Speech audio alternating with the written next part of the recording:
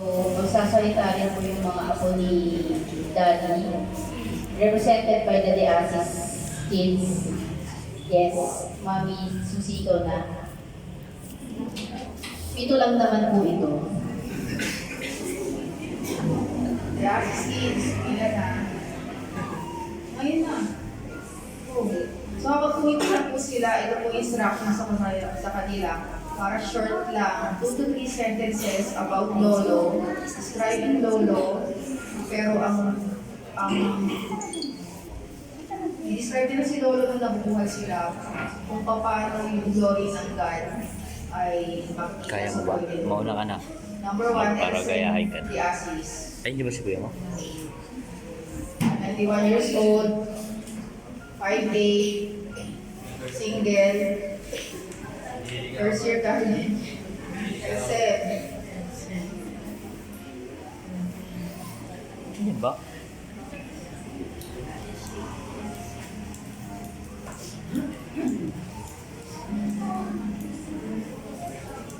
habang naghihintay po tayo, gusto kong i-take yung pagkakataon ng pagpasalamat po sa mga kamag-anak po namin, mga tito, tita, mga pinsan, mga kaibigan po namin, churchmate, mga kapatiran sa faith po, mga elders po namin, deacons, mga kaibigan po, high school, college, elementary.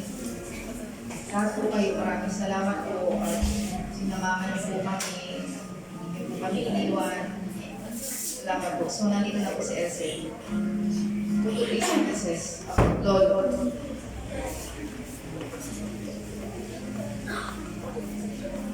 Ay, nang Ikaw umiyak? Ano ba? Ay, di umiyak. Ano ba? Bilisin. Ano po? Siguro po, ano na lang. Sa ano, kapag may mga tanong po, ganun po, sa buhay or school, maasahan po si Lolo. Ganun po, ano, lagi niya pong masasagot kung ano man yung tanong ko, tapos tama po palagi yung sagot niya. At matalino po, mabait po. Tapos pag nag-joke, hindi ako natataka. Corny na. Pero ano, wild po si Lolo. Mamamiss ko po siya. Hindi lang po. And second, MC Diasis. 16 years old.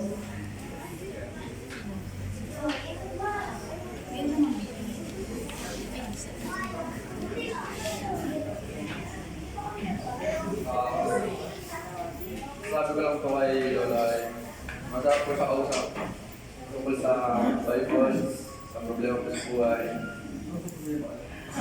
Problema ka na raw. Mga po, kahit mga sabi ni Kuya, lahat po ng bibigyan ko sa kanya. Tama po, minsan po, perfect po yung mga test sa English and po sa kanya. So, mga miss po siya. Mahilig din po siyang bigyan ng Bible verses. Salamat MC. Third, Eliza V. Diasis. 50 years old. 33, 24, 33.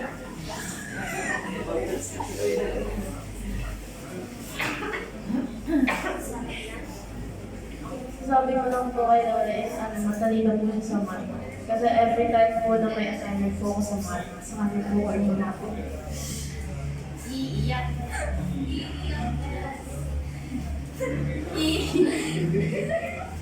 Kapag wala po,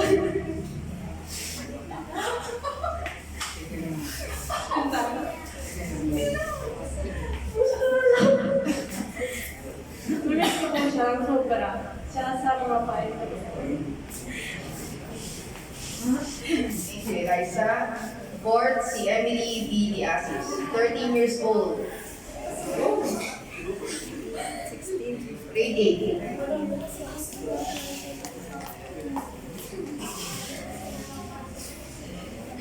Ang masasabi ko lang po kay Lola is, thank you po kasi tinutulungan niyo po ako sa mga assignment ko po nung pandemic. Tsaka po nung grade 7. Hanggang sa mga assignment ko. Pag nahihirapan po kami, ano po, pag kay mami po dapat magpapaturo. Sinasabi ni mami, pumunta po kay lolo kasi mas alam po ni lolo yung mas natuturo. Tapos po, sasabihin ni lolo, sige, mabilis lang naman yan, di ba? Tapos, yun po, natatapos na po yun. Kaya po, mabilis po matapos na assignment ko kasi natutulog po ako, yun lang. Salamat, Emily. Fifth, Elena V. Asis, 12 years old, grade 6. Ang masasabi ko po kayo, salamat po sa pagtutulong. Si mami po kasi lagi po siyang busy kaya po sa kanya po. Pag boring po ako sa bahay, lagi ko po si Lolo kinakausap. Tapos pinupuntahan ko po lagi si Lolo para po inuting siya.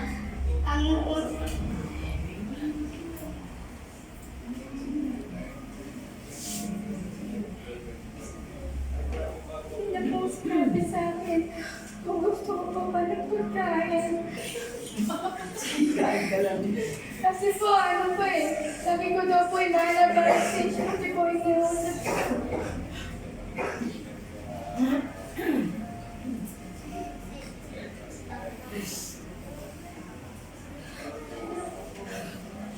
Thank you, Elena. Number 5, sino ba? Dito na sa anak. Jay, Bibi Asis. Anong edad mo na ba? Ikaw na magsabi. Ayun na lang, ikaw sabi. Ano edad mo? Ako po si Emily Villasis. I'm 11 years old, grade 5. Sabi ko po kay Lolo, salamat po dahil tinuturuan niyo po ako. Minsan po kapag hindi ko po alam yung mga pinapasalitan. Tapos minsan rin po, kapag nangingi po kami ng pagkain kay Lolo, pinibigyan po kami ng nanay. Kaya lang po, namiss po namin. Thank you, Emily. Last po, 7, si Elsie Asis. 8 years old, grade 3.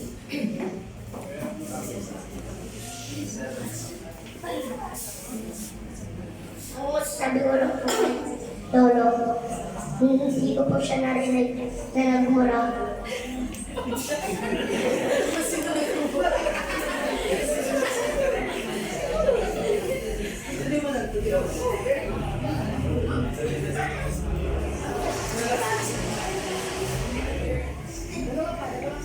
Tapos lagi ko po siyang napapansin na hindi po siya tumatayo sa higaan.